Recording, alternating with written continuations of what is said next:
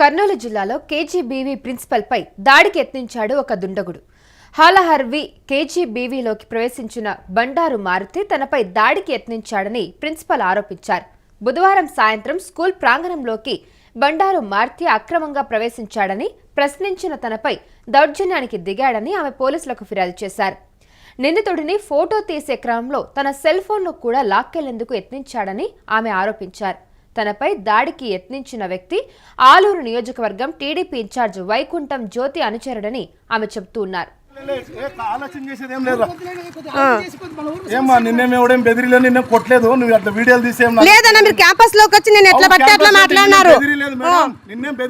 ఉద్యోగం చేయాలనుకుంటున్నావా లేదా? నేను ట్రాన్స్ఫర్ చేపిస్తాను.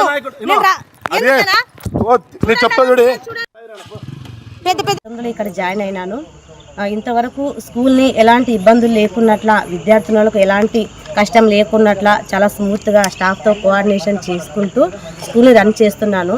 అయితే ఈరోజు సాయంత్రము 4:10 నుంచి 14 నిమిషాల మధ్య వ్యవధిలో మేము మెగా పీటీఎం డిసెంబర్ 5న జరగబోతుంది కాబట్టి ఆ విషయమై మేము 3 days నుంచి కొన్ని పనులు చేసుకుంటూ చాలా బిజీలో ఉన్నాము. ఈరోజు 4:10 మధ్య, ఈ సాయంత్రం 4:10, 4:15 నిమిషాల మధ్యలో ఒక వ్యక్తి, బండారు మారుతి అనే వ్యక్తి స్కూల్ గేట్ను దూసుకుంటూ బండి పైన వస్తూ ఇక్కడ ఎవరు ప్రిన్సిపల్ అని అరుచుకుంటూ వచ్చినారు. ఎవరైనా మీరు ఏమి చెప్పండి అంటే, నేను ట్రాన్స్ఫర్ చేస్తాము, నేను ఉద్యోగం నుంచి తొలగిస్తాము, మా మాట ఎందుకు వినడం లేదు, మేము చెప్పిన మాట ఎందుకు వినడం లేదు, నా ఫోన్ కాల్స్ ఎందుకు ఎత్తడం లేదు అంటూ దురుసుగా ప్రవర్తిస్తూ నా మీద దాడికి దిగాడు. అయితే నేను ఫోన్ తీసుకొని వీడియో రికార్డు చేయడానికి వస్తూ ఉంటే నా చేతిలో నుంచి ఫోన్ కూడా లాక్కున్నాడు. ఇలా దాడి చేయడం జరిగింది.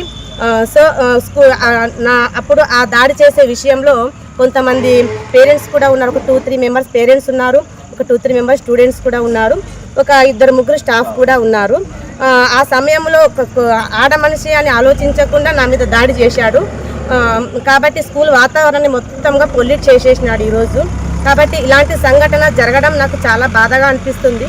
ఏమంటే ఒక అమ్మాయి, అది ఒక లేడీ ఎంప్లాయీ మీద దాడి చేయడం ఈ సమాజంలో చాలా దురదృష్టకరము. కాబట్టి దయచేసి ఆ బండారు మారుతి ఎవరైతే ఉన్నారో ఆయన మీద ఖచ్చితంగా చర్యలు తీసుకోవాలని నేను కోరుచున్నాను.